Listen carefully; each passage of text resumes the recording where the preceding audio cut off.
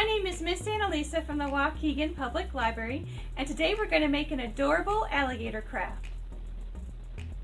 Here are the supplies you will need: construction paper, a ruler, a pencil, googly eyes, glue stick or glue, and scissors. First, I used a ruler and I measured 3 10-inch by 1-inch strips of green construction paper. Then I cut out the strips. I cut one of the strips to be 5.5 inches long. I glued the strips of paper on a sheet of blue construction paper to look like the letter A. Next, I used my ruler and I measured 4 1.5-inch squares on white construction paper. Then I cut out the squares. I used my ruler and I drew 2 slanted lines towards the top of the square to form a triangle. Then I cut out the triangle. I repeated this process 3 more times.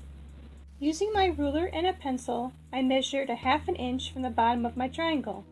I cut along the line to make the triangle 1/2 inch smaller.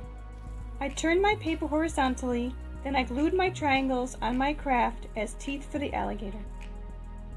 Last, I glued googly eyes on my alligator. I hope you enjoyed making this adorable alligator craft.